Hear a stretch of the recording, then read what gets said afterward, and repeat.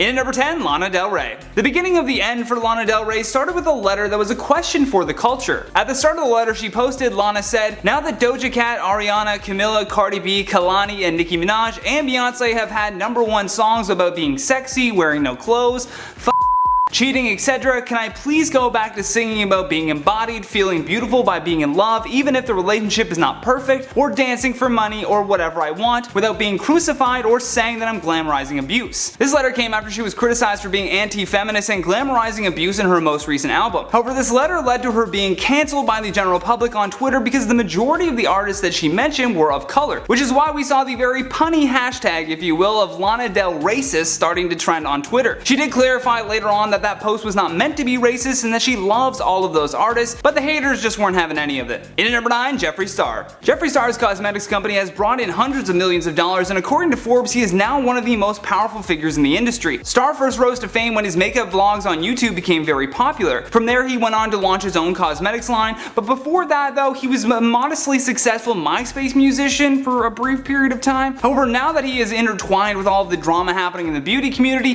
he's being bombarded with hatred. Rightfully so. Cameron Lester called him and Shane Dawson out for using him as their token black friend for videos, and from there it just got worse. Shane and Jeffree's troublesome friendship really came about when Shane wanted to document Star in what would be called the beautiful world of Jeffree Star. Following Cameron's video, Jeffree left him a voicemail and denied his allegations against him. The voicemail was leaked to drama channels and contributed to the negative way that would soon erupt after Shane acknowledged the rumors about his role in the feud between Charles Westbrook and Star. In at number 8, Lea Michele. Something that adds to the pressure of filming is who you have to work with. If you're working in a toxic environment day after day and the person bullying you is the star, this can have some nasty outcomes. Lea Michele, for example, has been accused by several people for being an absolute nightmare to work with. Her co-star Matthew Morrison appeared via Zoom on Fubar Radio's Access All Areas and was asked about Lea's bullying, and he seemed to get visibly uncomfortable. He immediately attempted to downplay the accusations and shift topics by saying that bigger issues are going on in the world right now, which he's not wrong, but this is also something that we need to discuss. Here's a prime example of why the cast has had such a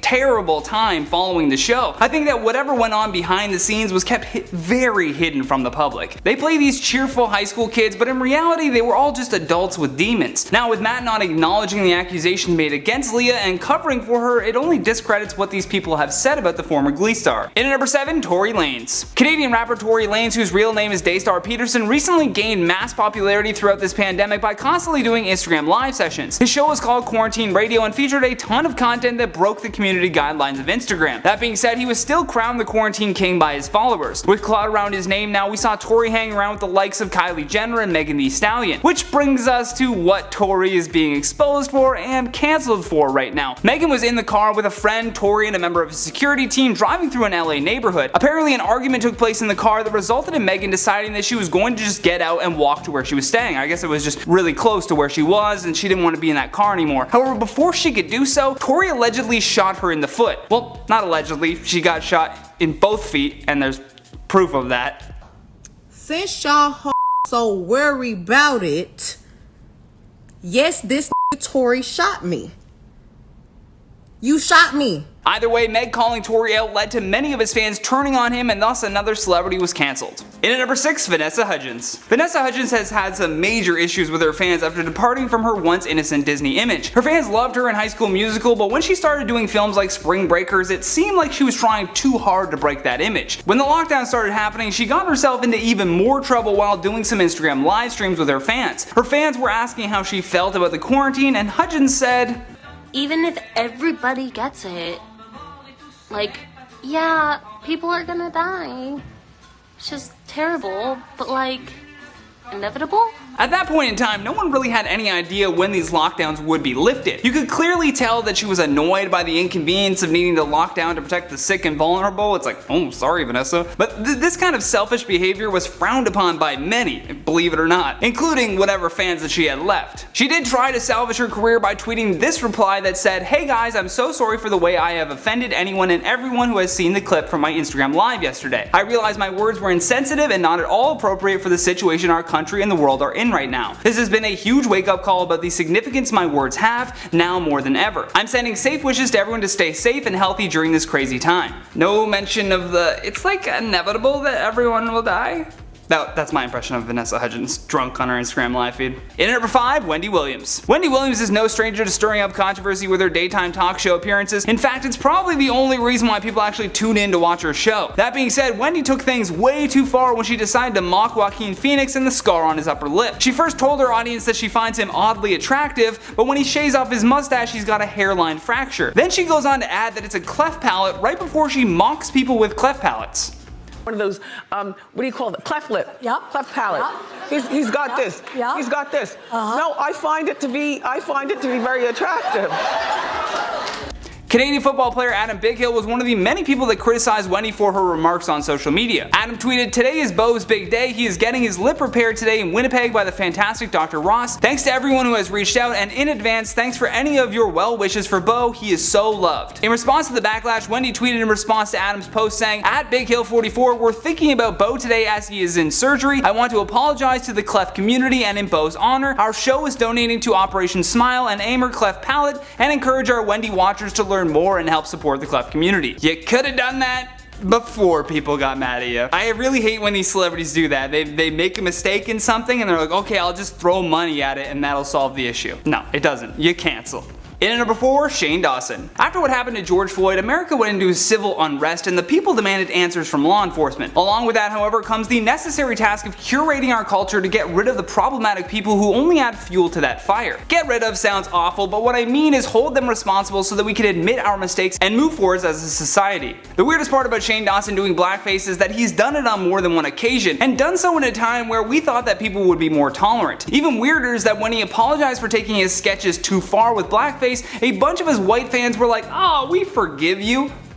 Sorry to say this, but that apology wasn't meant for you. It's meant for the people that he was mocking, and I don't think letting this one slide is a wise idea. There have been so many red flags with Shane Dawson, but this one should have been the final straw. However, it wasn't, so he continued on as if nothing happened. In number 3, Chris D'Elia. D'Elia was cancelled and had been accused of grooming and attempting to solicit nude photographs from underage girls. A woman named Simone tweeted out a screenshot of her alleged interactions with Chris, which began a thread of other women sharing their interactions with him as well. The stories were all pretty horrific considering that they were allegedly all underage at the time that Chris had sent the messages to them. However, in response to having his name dragged through the mud online, Chris told TMZ, "I know I have said and done things that might have offended people during my career, but I have never knowingly pursued any underage women at any point." Chris then goes on to say, "All of my relationships have been both legal and consensual, and I have never met or exchanged any appropriate photos with the people who have tweeted about me." Either way, you canceled. In at number 2, Ellen DeGeneres. When Kevin Porter tweeted out, "Right now, we all need a little kindness," you know, like Ellen DeGeneres always talks about. She's also notoriously one of the meanest people alive. Respond to this with the most insane stories you've heard about Ellen being mean, and I'll match every one with $2 to LA Food Bank. And the response was overwhelming. However, for this point, let's just focus in on the ones about the bizarre rules for her staff, because that alone was enough to get her canceled. Benjamin Simon said, "A, she has a sensitive nose, so everyone must chew gum from a bowl outside of her office before talking to her, and if she thinks you smell that day, you have to go home and shower." You have to go home and shower. Who does that? What a weird power move. You smell, so stop doing work for me, go home, shower, and then come back and stay late. Chelsea Babcock said, "When I was working on At Midnight, our stage manager told us to never work for Ellen. He told us she has signs up in her office that say, 'Do not look the host in the eye.' I'm sorry, but that's far from normal. Don't look her in the eye. What bizarre rules to have. How is she still tweeting, you know? Is she tweeting? I don't know. I feel like she's hiding in a cave somewhere at this point. Last but certainly not least, our number 1 spot, Kylie Jenner. Following the release of Cardi B and Megan Thee Stallion's very explicit new track, fans were taken by surprise with a cameo by Kylie Jenner. Many were waiting for her to start singing or something, but other people were fuming with anger for many other reasons. Beyond fears of Kylie busting out a verse on the track, many were calling her a culture vulture. Several memes were throwing shade at the appearance of Kylie and suggested that it was just another example of a white woman pulling the focus away from a black collaboration. That being said, you can't blame Cardi B for wanting to absolutely blow this song up with publicity, and she did just that. Having this many stars in your video is bound to have it shared a bunch of times, especially if there is even an ounce of controversy in any one of them. So far, a petition on change.org to cancel Kylie and have her removed from the song is at 67,000 signatures.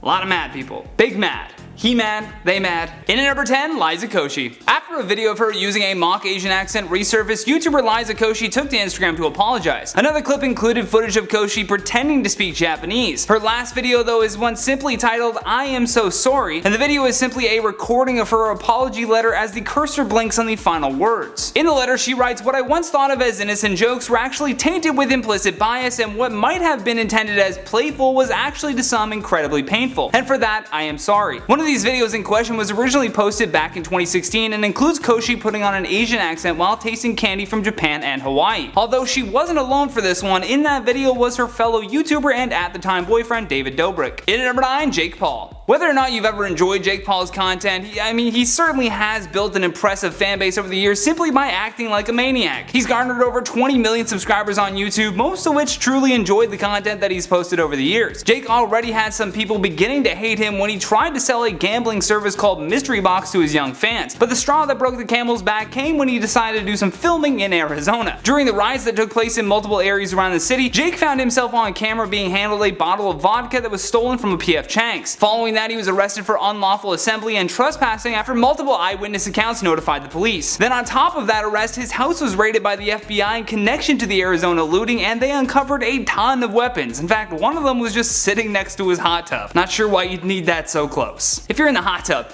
they're gonna get you. In at number 8, Victoria Fuller. Victoria Fuller is probably best known for appearing as a contestant on season 24 of The Bachelor. On the side though, Victoria had dabbled with some modeling, but this gig in particular that she took was probably one of the dumbest things that she could have ever done. The campaign was called White Lives Matter and was meant to raise awareness for white marlins because they were classified as endangered species. Although when I looked into it, they weren't actually endangered. Even the merch itself was just beyond tone deaf, and one of the shirts actually had a modified Confederate flag on the back, which just added more fuel to the fire. As a result, Cosmopolitan magazine decided to cancel her photo shoot. Lauren Zima posted the photos and shared the story saying, "Sharing this, Cosmopolitan has decided not to digitally share and publish Peter and Victoria F's winning group date photos in tonight's Bachelor episode after photos surfaced of Victoria F apparently posing in White Lives Matter clothing." Not apparently, she was. In at number 7, Bryan Adams. It's safe to say that Bryan Adams will always remember the summer of COVID-19.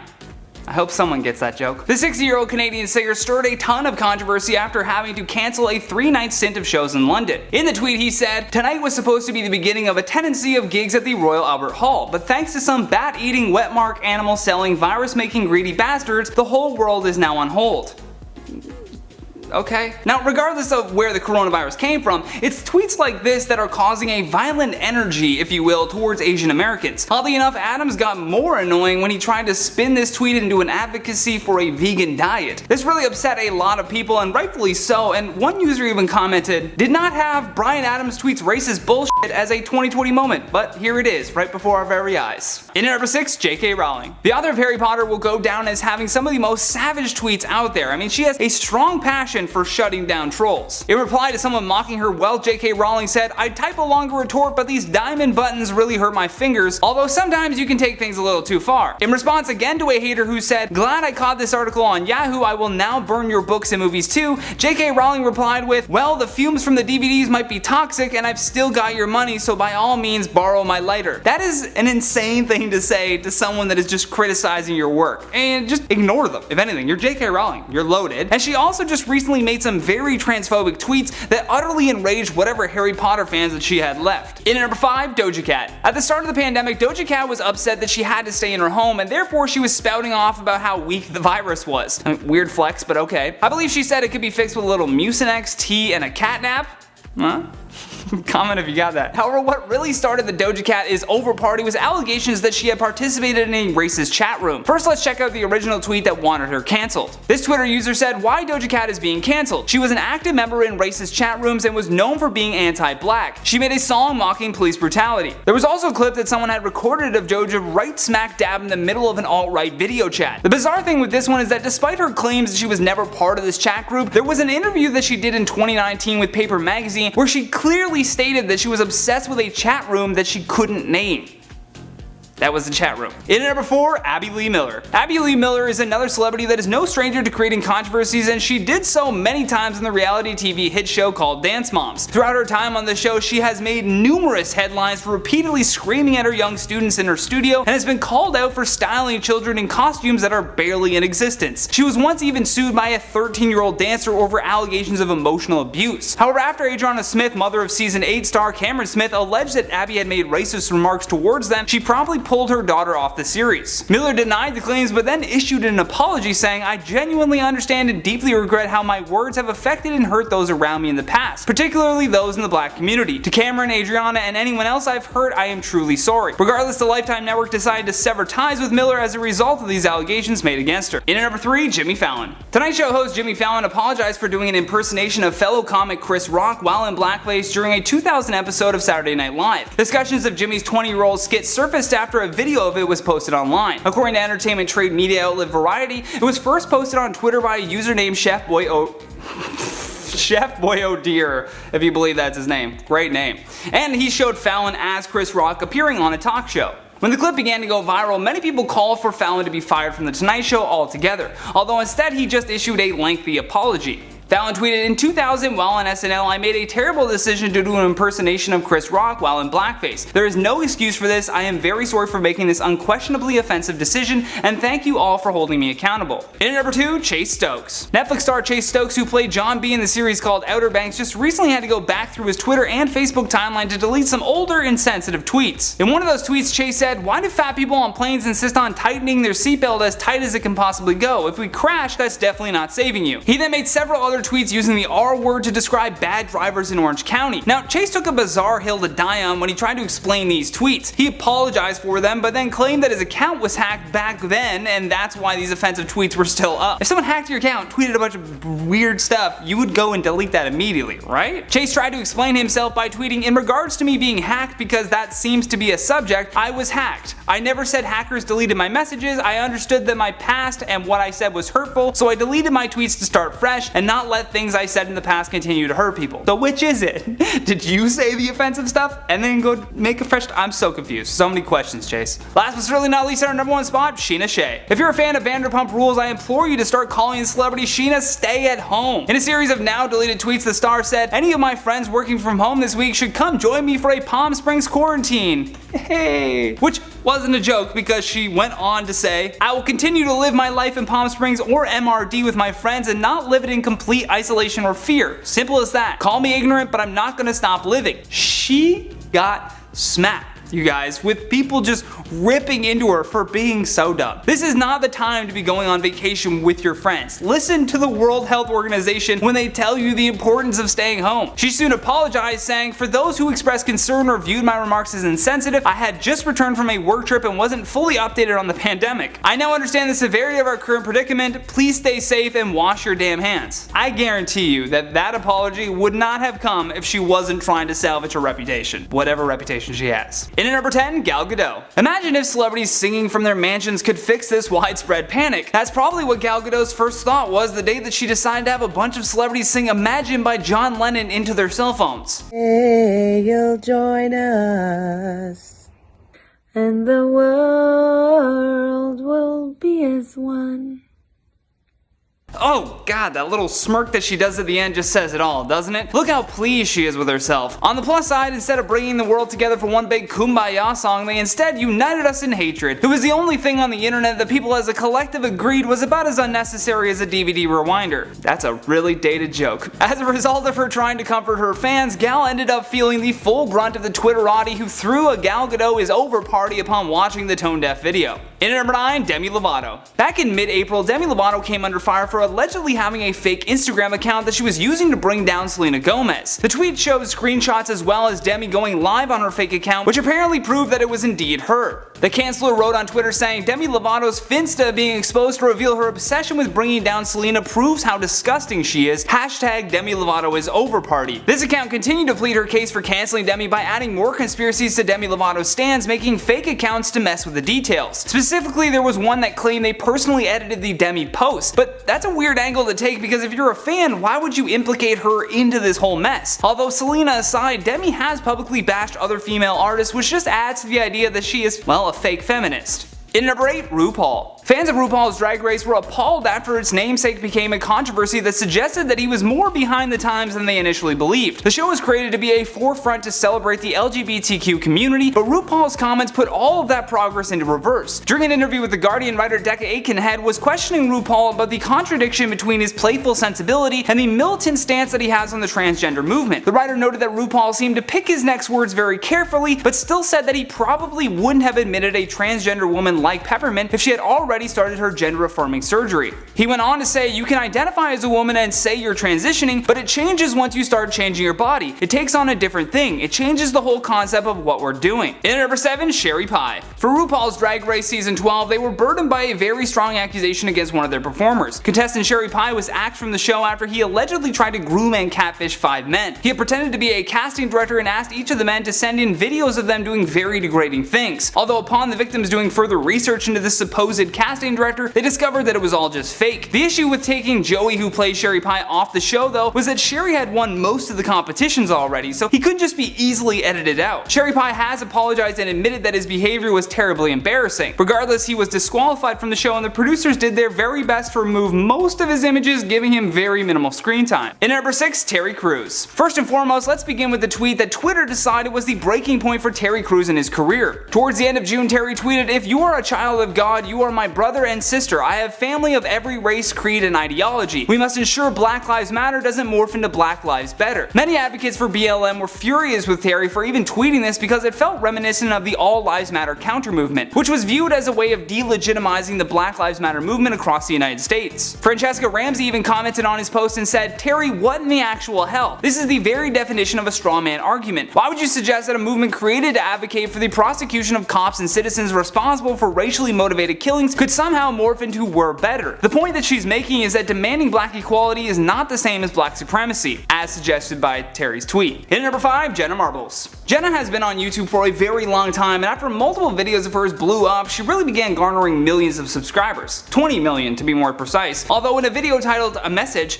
Jenna addressed the controversy of her older content. She apologized for the video that she made impersonating Nicki Minaj in 2011 where she donned blackface and went on to say, My intention to do blackface. I do want to tell you how unbelievably sorry I am if I ever offended you by posting this video. In response to the outcry on the internet to have her cancelled, Jenna archived the old videos and announced that she would be stepping away from the channel. She said that she doesn't know if it's forever, but she wants to make sure that the things she puts out into the world aren't hurting anyone. In number 4, Kanye West. Kanye West is one of the few celebrities that are so rich and famous that he's almost immune to being cancelled. Back when he released his album titled Jesus is King, Kanye was quote unquote cancelled by music critics because the album received praise from Trump. Once Kanye started to run for the 2020 presidency though, that's where the real cancel culture started to come out. People were accusing him of trying to sabotage the election and even further condemned him when he became emotional at his rally. I mean, he was talking about an extremely sensitive topic and one that was close to his heart, but his ramblings made many worry that he may actually get elected. In another failed attempt to cancel Kanye, he ignored his critics and spoke about how it was racist for people to assume that he was swaying black Americans from voting for Joe Biden.